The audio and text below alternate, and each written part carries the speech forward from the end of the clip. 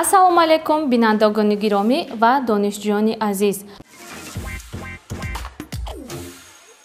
мавзӯи имрӯзаи мо дар бораи илтиҳоби шушҳо ё ин ки пневмония мебошад.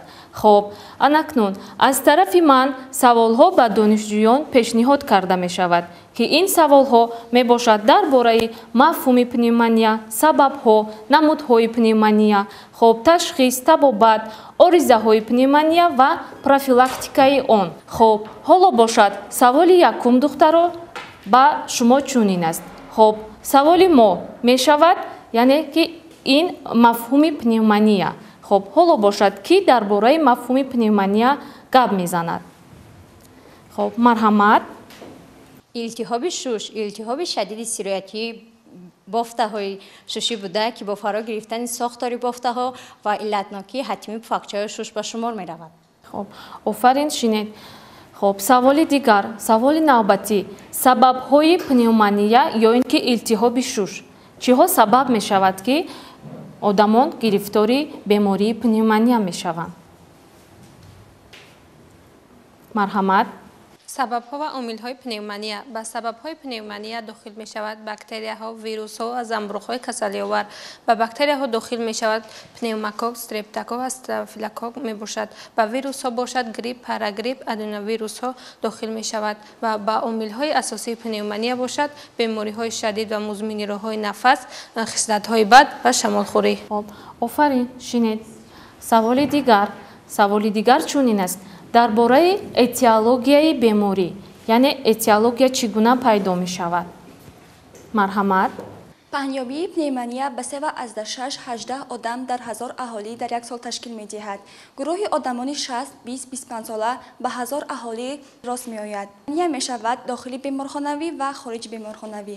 пневмонияи хориҷи беморхонавӣ дар шароити берун аз беморхона ба амал меояд. дохили беморхонавӣ бошад баъд аз 48 соат ё дертар ҳангоми бистарӣ намудани бемор дар беморхона ба амал меояд. офарин шинед. саволи дигар чунин аст духтаро. намудҳои пневмония, яъне кадом намудҳои пневмония ё ин ки илтиҳоби шушро медонед? хоб марҳамат. пневмония 4 намуд мешавад: субсегментарӣ, сегментарӣ, полисегментарӣ ва ҳисавӣ. офарин шинед. саволи дигар, яъне ки илтиҳоби шушҳо чӣ гуна нишонаҳо ва клиникаи беморӣ. клиникаи беморӣ чӣ гуна мешавад? яъне дар бемор чиҳо дида мешавад? хоб марҳамат. клиника яъне нишонаҳои бемории пневмония ин касратии ҳаракатҳои нафаскашӣ ки зиёда аз 40 маротиба дар як дақиқа, зиёдшавии набз 100 зарба дар як дақиқа, заҳролудшавии организм, тирашавии ҳуш, психозҳои шадид ва аломатҳои менингиалит мебошад. офарин марҳамат шинед.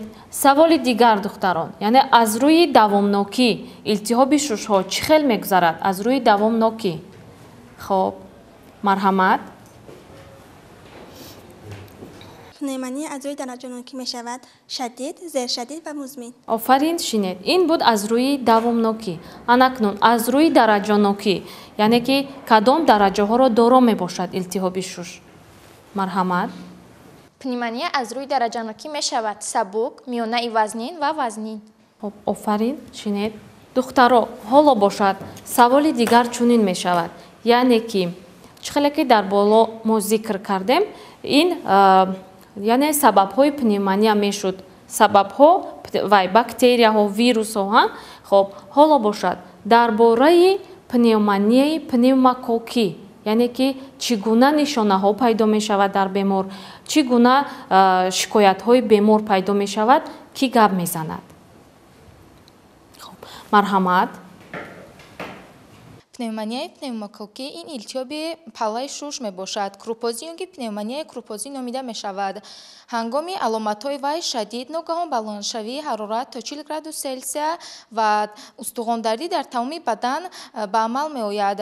ҳангоми сулфазанӣ аввал сулфаи хушк ва дар қафаси сина ва баъд балғам, яъне сулфа ба балғам табдил меёбад. вақте ки мо беморро аз назар мегузаронем, дар ин ҳолат мо дар бемор арақшорӣ, дамкӯтоҳӣ ва дар бемор яъне дамидани табхол дар лабҳояшон мушоҳида карда мешавад. анакнун дар бораи пневмонияи пневмококӣ маълумот гирифтем, духтаро. хоб саволи дигар чунин аст, яъне ки пневмония аз чанд марҳила иборат буда ва дар марҳилаҳо чӣ гуна шикоятҳо пайдо мешавад. хоб марҳамат.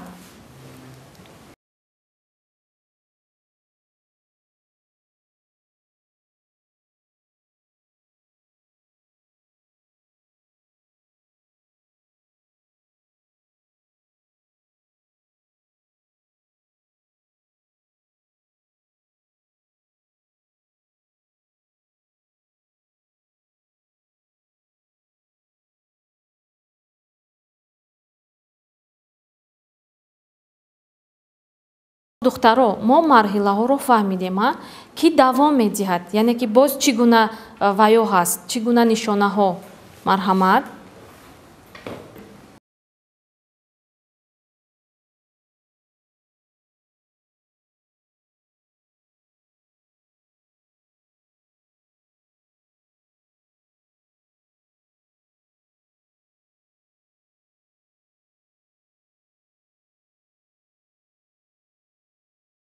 анакнун дар бораи пневмонияи стафилококкӣ. хоб ҳоло бошад, пневмонияи стафилококкӣ чӣ гуна мегузарад ва чӣ шикоятҳо дорад. марҳамат.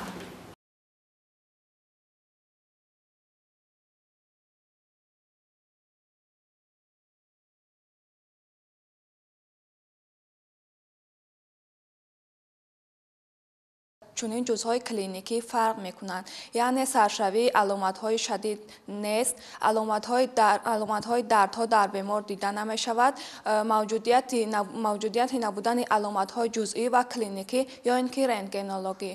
хоб офарин, шинед. ҳоло бошад, мо дар бораи пневмония мухтасар маълумот гирифтем. саволи дигар, яъне ташхиси бемориро ҳамшираи тиб чӣ гуна мегузаронад ба беморон. марҳамат. ҳамшира ҳангоми пневмония дар бемор аломатҳои зеринро дида ташхис гузошта мешавад. табу тафс, табларза, дам кӯтоҳӣ, дард дар қафаси сина, хунпартоӣ, беҳолӣ, бемадорӣ ва хоби бад. мо метавонем аз усулҳои зерин истифода намоем: таҳлили умумии хун, таҳлили рентгенологии шушҳо ва таҳлили умумии балғам. саволи дигар чунин аст, духтарон. анакнун мо вақте ки ташхисро гузоштем ё ин ки ҳамшираи тиб ташхиси бемориро муайян намуд, ҳоло бошад дар бораи табобати беморӣ, яъне ки табобати илтиҳоби шуш чӣ гуна тавсияҳо дода мешавад ба беморон. марҳамат. бемор дар беморхона бистарӣ карда мешавад. реҷаи парҳезӣ мизи парҳезии рақами 15 тавсия дода мешавад. маводҳои доругӣ, антибиотикҳо вобаста ба ҳассосияти бактерияҳо ва микробҳо тавсия дода мешавад. гурӯҳи пенициллинҳо ампитсилин, амоксатилин, оксатилин. гурӯҳи макролидҳо рифамитсин, ромамитсин. гурӯҳи цефалоспоринҳо бошад цефтраксон, цефрош. ва доруҳои балғамрон, бромгексин, ламбратин ва мукалтин тавсия дода мешавад. инчунин витаминҳои гурӯҳи Б, С, гузоштани шишаҳои ҳаҷома ва халдарқоғазҳо ҳатмӣ мебошад. назорати умумии ҳолати бемор ва ҳарорати бадан ҳатмӣ мебошад. офарин. шинед. саволи дигар чунин аст. дар бораи оризаҳои беморӣ ки гап мезанад, яъне ки оризаҳо чӣ гуна ва илтиҳоби шуш ба кадом оризаҳо оварда мерасонад, духтаро. марҳамат. оризаҳои пневмония мебошанд норасогии нафаскашӣ, бемориҳои фасодноки шуш, думали шуш, фиброз, вайроншавии кори дил, илатёбии гурдаҳо, менингит ва ғайра. офарин. вақте ки мо агар табобати бемориро пурра нагирифтем, бемориро табобат накардем, ба ҳамин гуна оризаҳо оварда мерасонад бачаҳо. хоб саволи дигар чунин аст, яъне ки барои профилактика ё ин ки барои пешгирӣ шумо чӣ тавсия медиҳед ба аҳолӣ, ба тамошобинони ва гиромии мо чӣ тавсия медиҳед, барои ки мо чӣ гуна бояд профилактика гузаронем. хоб марҳамат. طرز حیات سالم، خودداری از خصلت‌های بد، بلند برداشتن مسئولیت انسان، رعایت در مسافه‌های معینی سیر و دم، استفاده از نقاب‌ها، تست شستن دستان، نگه داشتن حرارت بدن را ما توصیه می‌دهیم. آفرین شنید. این بود موضوع امروزه، یعنی که موضوعی که ما درباره التهاب شش‌ها چی معلومات مختصر دادیم به تماشابینان گرامی. خب حالا باشد دختران درباره چین کردن، یعنی که طرز سنجش حرارت بدن را که به ما تیار است که نشان دهد. خب چگونه ما حرارت بدن را میسنجیم؟ مرحمت. خب طرز چین کردن حرارت بدن و در بیمار نشان دادن. چگونه ما حرارت بدن را میسنجیم؟ معاین نمودن حرارت بدن. مقصد نظارت حالت بیمار. در بیمارخانه حرارت بدنی بیمار در یک روز 2 مرتبه چین کرده می شود و حرارت بدنی بیمار مقصد نظارت حالت بیمار. در بیمارخانه حرارت بدنی بیمار در یک روز 2 مرتبه چین کرده می شود. حرارت بدنی بیمار در قسمت های زیرین چین کرده می شود. در کاوکی دهان، در قسمت زیری بغل، کانال قد کشک، مقعد و محبل چین کرده می شود. ضد نشاندادها هیپرمیا در قسمت زیری بغل، نشانه های التهابی و پوست‌پختگی در قسمتی موجوده. تجهیزات ها حرارت سنجی طبی. باید قید نمود که حرارت سنجی های طبی 2 نمود می شود، یعنی سیمابی و الکترونی.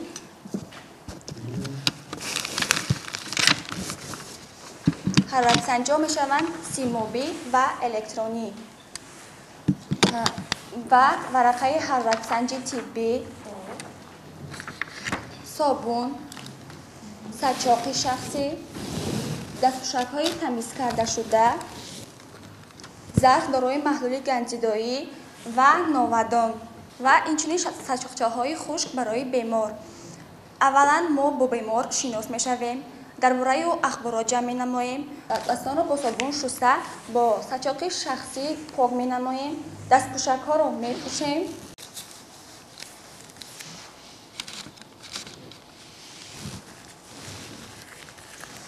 در حالت سنجیدن حرارت بدن باید بیمار در حالت نشسته یا اینکه در حالت خواب باشد. پیش از همه ما قسمت زیری بغل بیمار را از نظر می‌گذرانیم تا اینکه ضد نشاندادها موجود نباشند. هنگامی حالت ضد نشاندادها موجود بودن ملکه را قطع می‌نماییم. حرارت سنجی طبی را گرفته از نظر می‌گذرانیم. باید نشانداد از 35 گرادوس ستونچه سیمابی پایان باشد. در حالت موجود نبودن از 35 گرادوس بالا با حرکت‌های افشاندن آن را از 35 گرادوس پایان می‌افشانیم. بعداً حرارت سنج را یعنی مخزن حرارت سنج را طوری می‌گذاریم که به قسمت زیر بغل طوری می‌گذاریم که باید حرارت سنج به پوست بیمار رسد و از بیمار خواهش می‌کنیم که حرارت سنج را با دست خود دارد. اگر بیمار در حالت وزین باشد یا اینکه حرارت سنج داشته نتواند به بیمار کمک می‌رسانیم. مدت نگاه داشتن حرارت سنج در قسمت زیر بغل در مدت 5 7 تا 10 دقیقه گذاشته می‌شود. بعداً حرارت سنج را گرفته حرارت را نشانداد را به بیمار خبر می‌دهیم و حرارت سنج را دوباره افشانده نشانداد را باز به 35 گرادوس گذاشته آن را در محلول ظرف دارای محلول گنجیدایی می‌گذاریم.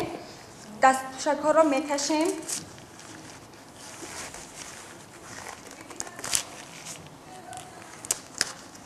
یک طرف می‌گذاریم. دستانم را دوباره می‌شوییم و نتیجه را در ورقه حرارت سنجی قید می‌نماییم. حالا باشد در ورقه حرارت سنجی چگونه ثبت کردن حرارت بدن را به ما نشان دهید. در ورقه حرارت سنجی یعنی هر یک کتکچه ورقه حرارت سنجی 0.2 گرادوس را تشکیل می‌دهد.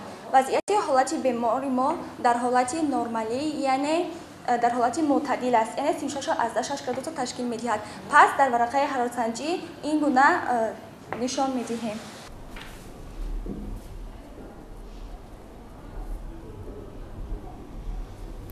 анакнун марҳилаи амалии мо яъне ки малакаҳои амалии мо ба анҷом расид. офарин. Ин буд дар бораи техникаи санҷидани ҳарорати бадан. ҳоло бошад дар бораи гузоштани хал дар коғазҳо ки мо барои чӣ? Барои дар давоми табобат инро истифода мебарем. Яъне ки ҳоло бошад дар бораи техникаи гузоштани хал дар коғазҳо ки ҷавоб медиҳад духтаро ки нуқтаҳое ки хал дар коғаз гузошта мешавад дар анамин мулияж ба мо нишон медиҳад. хоб марҳамат.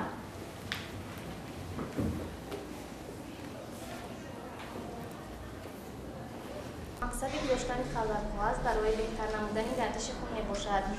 механизми таъсир васегардонии рагҳои хунгар ва таъсири ҷабанда ва таъсири илтиҳобӣ зиддиилтиҳобӣ ва таъсири дардпаскунандаро дорад. нишондодҳо барои бемории илтиҳоби роҳҳои нафас, пневмония, плеврит, бронхит мебошад.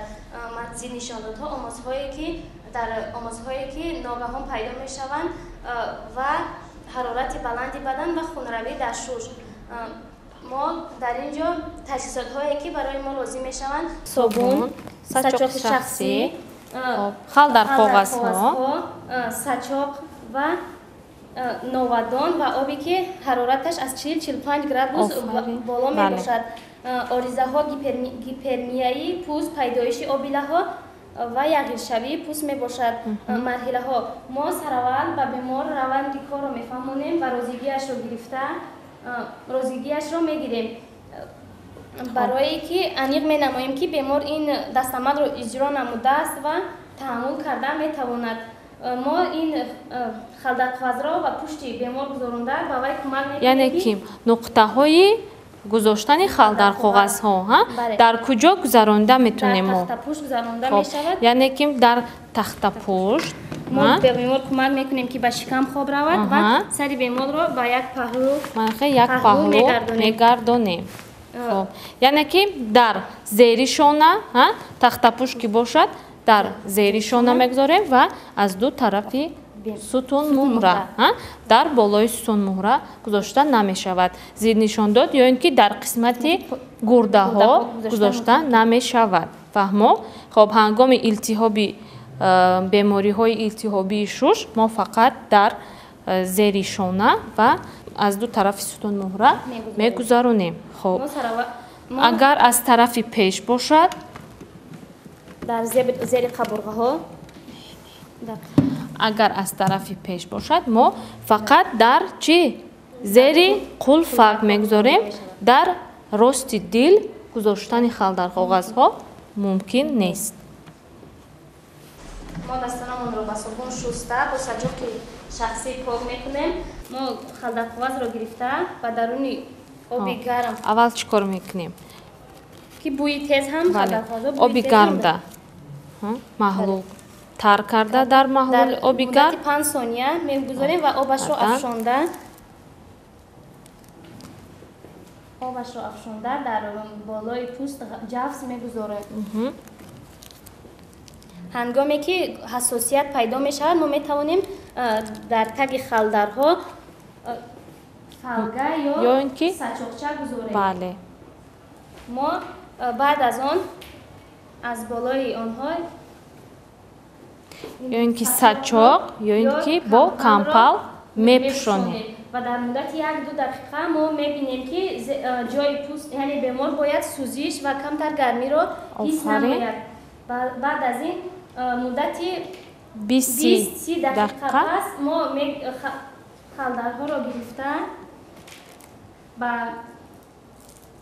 қутии партовдор меандозем ва бо сачоқе ки дар оби гарм тар карда шудааст пушти беморро тоза мекунем ва бо кампал уро пӯшонда дар муддати 20-30 ё 40 дақиқа бемор бояд дар бистар бошад. мо ба беморро мепурсем ки аҳволаш хуб ҳасту боварӣ ҳосил мекунем ки аҳволи хуб дорад ва дастонамонро шуста пок мекунем. офарин. духтаро ин буд дар бораи гузоштани хал дар коғазҳо. яъне ки дар бемор ҳамин гуна хал дар коғазҳо гузошта мешавад. анакнун ба ҳар яки шумо фаҳмо шуд? ба ҳар яки шумо мавзӯи дарс фаҳмо буд, ё ин ки гузоштани халдарқоғазҳо ва санҷидани ҳарорати баданро шумо амалан иҷро кардед. мавзӯи имрӯзаи мо ба итмом расид, яъне ки мо маълумоти мухтасар дар бораи илтиҳоби шушҳо аз худ намудем. гузоштани халдарқоғазҳо, санҷидани ҳарорати бадан ҳамаро аз худ намудед. офарин. хоб мавзӯи дигар, мавзӯе ки мо мавзӯи баёни мавзӯи нав имрӯз дар бораи бемориҳои дилу рагҳо, системаи дилу рагҳо гузашта мешавад, яъне ки бемории фишорбаландӣ. хоб пагоҳ мавзӯи фишорбаландиро бо шумо якҷоя мегузарем. донишҷӯёни азиз, бо ҳамин дарси имрӯзаи мо ба итмом мерасад. сарбаланду хонаобод бошед.